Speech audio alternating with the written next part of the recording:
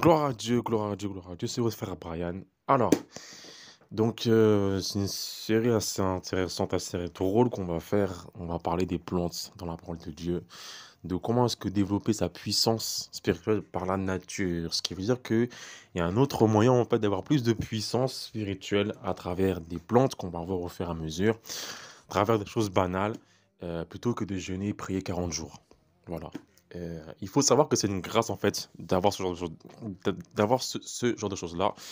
Et que moi, pour arriver au niveau où je suis de connaissances qui n'est pas complète, mais que quand je connais quand même pas mal de choses, j'ai pas, comment dire, je suis passé par beaucoup de choses. Donc là, en fait, maintenant, par la grâce de Dieu, ce que j'ai appris, Dieu me permet de me le retransmettre. De vous le retransmettre. On va après vite fait. Et on va y aller. C'est parti. C'est parti, grand. Tu es bon, tu es merveilleux. Je te remercie pour ta grâce. Merci pour ta bonté. Je prie au Dieu, Père, que tu espères puissamment et que tu m'ouvres afin d'instruire ton peuple sur la puissance spirituelle à travers les plantes, à travers la nature. Au nom de Jésus-Christ, j'ai prié. Amen. Alors, il est vrai que durant notre marche avec Christ, surtout au commencement, on nous a surtout beaucoup enseigné que tout ce qui était plantes, tout ce qui était herbes, herbalistes, c'était les sorciers qui en faisaient.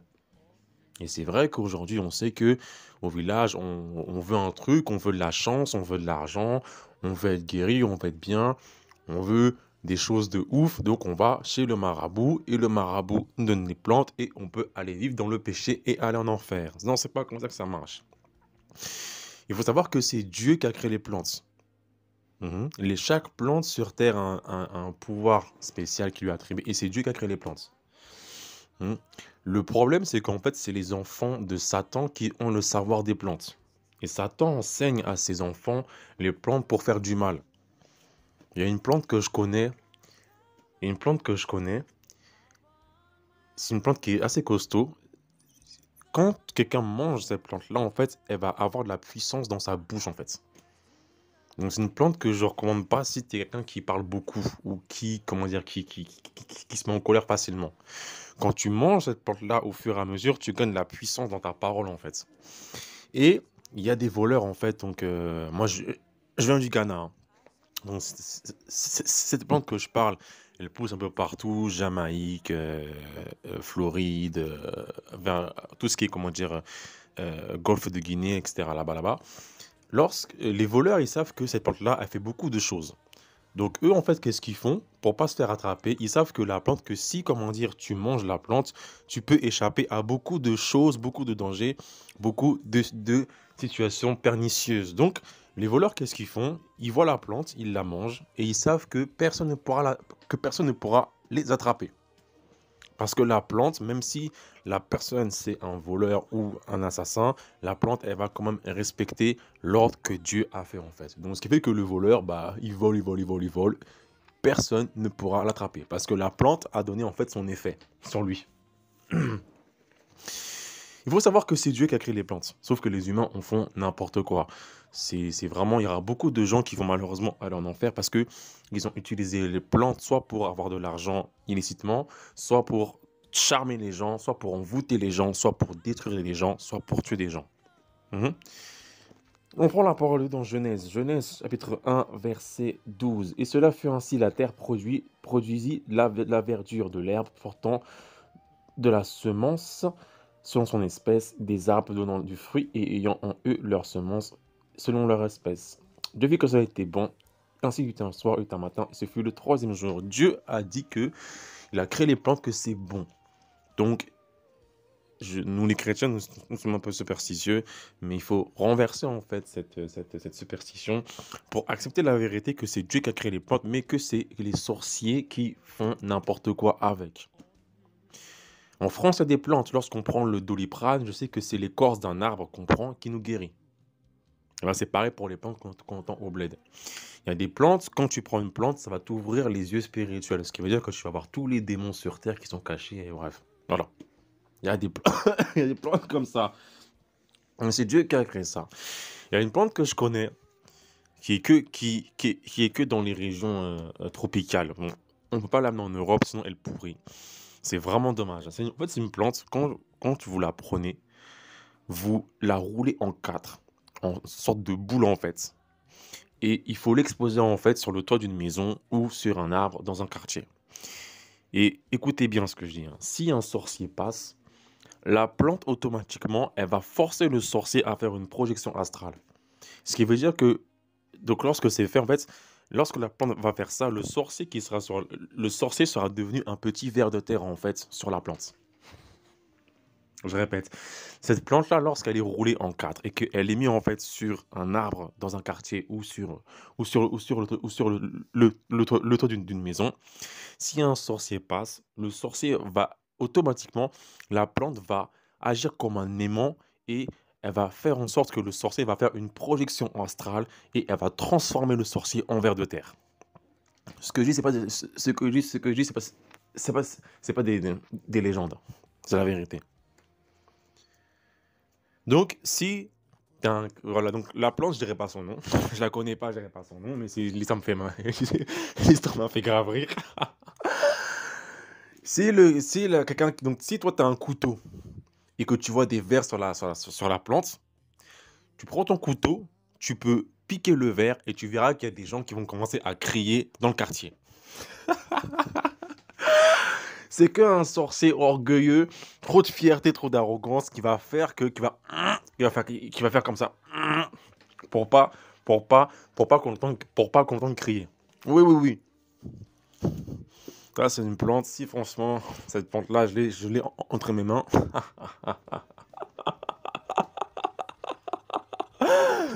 Ah, je t'assure. J'aurais fait des trucs de fou. Donc voilà. Voilà. Alors, une question que vous pouvez, qu'on peut se poser naturellement, c'est que, pourquoi est-ce que il y a la puissance dans les plantes? Pourquoi est-ce que les plantes purifient l'âme? Pourquoi est-ce que les plantes guérissent? Pourquoi est-ce que les plantes chassent les démons? Parce que oui, il y a une plante que je vais présenter. Il y a plusieurs plantes qui chassent des démons. Pourquoi est-ce que nous avons le sang de Jésus-Christ, nous avons Jésus-Christ, et pourquoi est-ce qu'il y a les plantes qui chassent les démons? Bonne question. Lorsque Dieu fit Adam et Ève, en fait, Dieu avait un plan en fait par rapport aussi à Satan. Lorsque Adam et Ève furent créés, en fait, Satan était déjà un ange qui était déchu, qui avait chuté. Et donc, en fait, dans la sagesse de Dieu, Dieu avait, en fait, dans sa mémoire, en fait, dans ses plans, que l'homme puisse utiliser ses plans dans toute sa splendeur pour casser la bouche à Satan. Oui. Et des plantes que je vais présenter, des plantes qu'on trouve à n'importe quel marché, si on peut en trouver, que lorsque on la brûle, en fait, l'air est purifié et les démons partent. Mais malheureusement, parce que Adam a chuté, tout le savoir des plantes, tout le savoir des plantes a été perdu, en fait. Et toute l'interaction de l'homme et des plantes a été perdue. Ce qui fait que, malheureusement, bah voilà quoi. Mais le principe reste comme du coup, Jésus il est venu à la croix et du coup, au nom de Jésus-Christ, tout genou fléchi sur terre et dans les cieux. Donc si mon frère, ma soeur, t'es un peu sceptique, je te comprends. Je t'invite vraiment à suivre cette série qui va être vraiment passionnante. Oui. Parce que pourquoi est-ce que les sorciers, ils ont des plantes et pas nous les chrétiens? Pourquoi? Pourquoi est-ce que c'est eux qui ont les clés? Pourquoi est-ce que c'est eux qui ont les directives et pas nous les chrétiens qui sommes enfants de Dieu, sachant que nous, on est plus héritiers de la terre plutôt que les sorciers? Donc tout ce que je dis en fait dans cette brève introduction, je te recommande vraiment d'écouter ma voix de A à Z et de ne pas aller chercher à droite ou à gauche quelques youtubeurs qui vont présenter des plantes. Pourquoi? Parce que la plupart des gens, 95% des gens, des youtubeurs, surtout en France, Angleterre, comment dire, qui présentent des plantes avec bénéfices, après il y a des bons, mais avec bénéfices et des choses à faire, la plupart sont des sorciers blancs. Pas sorciers blancs, l'homme blanc, mais sorciers blancs. Tu as les sorciers white witches et black witches. Le sorcier blanc, pas le blanc, l'humain blanc, mais comme un chapeau blanc, tu vois, un chapeau blanc, c'est les sorciers qui, en gros, qui guérissent. Qui guérissent, qui font du bien, qui te présentent un petit côté spirituel avec une touche de bouddhisme, de tout va bien, le monde il est beau et le content avec le yoga. Et tu as les sorciers dark, sorciers qui font tout pour tuer, voler, détruire et être à l'image de Satan lui-même. Mhm. Le problème, c'est qu'en fait, c'est que là, tu entends ma voix, d'accord? Ma voix rentre dans ton esprit et ton âme réagit. Ton esprit réagit. Et Dieu, à travers ma voix, à travers son Esprit Saint, travaille en toi, d'accord? Lorsque tu vas écouter en fait ces autres gens qui vont dire: «Fais ci, fais ça» avec des plantes, leur voix qui est une voix qui était altérée par la puissance démoniaque qui est en eux, va entrer en toi et du coup ça va travailler en toi et si tu es un chrétien qui n'est pas costaud, le lendemain, ils te convertissent et tu es sorcier. Oui, je sais de quoi je parle. Il y a des plantes que je il y a des plantes que je vais présenter. La plupart des sorciers, ils les ont, ils font en mode bien-être. Alors qu'à la base, c'est Dieu qui a créé les plantes et une des plantes que je présentais, le roi Salomon en avait et c'est écrit dans la parole de Dieu. Donc, voilà comment ça marche par rapport à ça. Si toi, madame, monsieur, vous êtes bouddhiste et que vous êtes arrivé par hasard sur la chaîne, moi, comme il n'y a pas de hasard sur terre.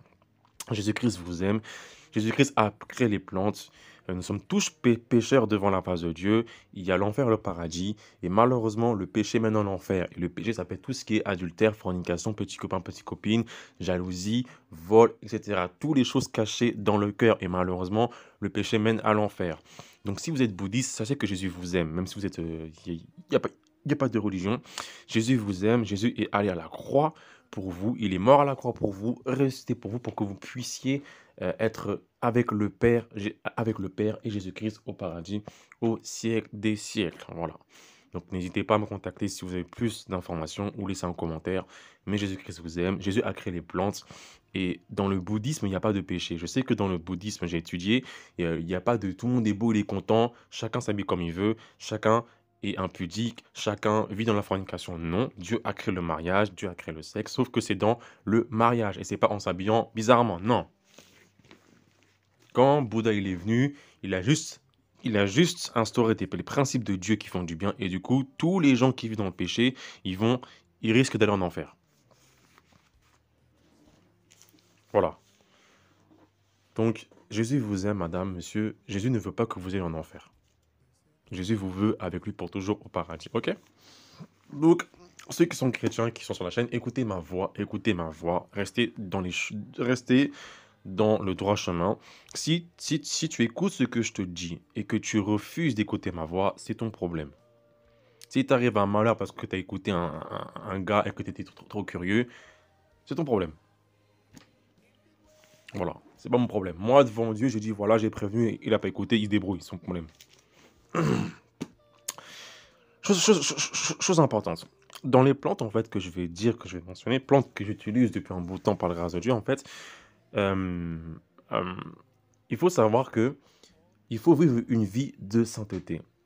Pourquoi? Parce qu'en fait, les plantes ont un pouvoir, en fait, terrible.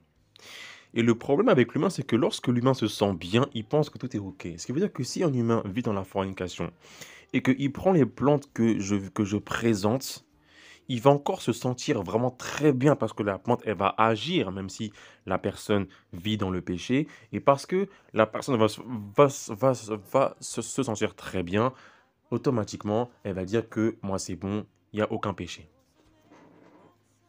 Voilà. Et en plus, comme la plante, c'est pas le nom de Jésus et que c'est la nature, mère nature, l'univers et toutes les légendes qu'on entend, la légende idolâtre qu'on entend dans le monde, automatiquement, la personne, elle va dire, la plante m'a guéri, Jésus, j'y crois pas, je m'en fous. Sachant que un chrétien, il est destiné à souffrir pour aller au paradis. Donc voilà. Donc il faut vivre une vie de sainteté. Si toi, ma soeur, mon frère, tu n'es pas dépouillé, je te recommande d'écouter, mais par contre, dépouille-toi. Dépouille-toi. Parce que là, je vais te donner des plantes.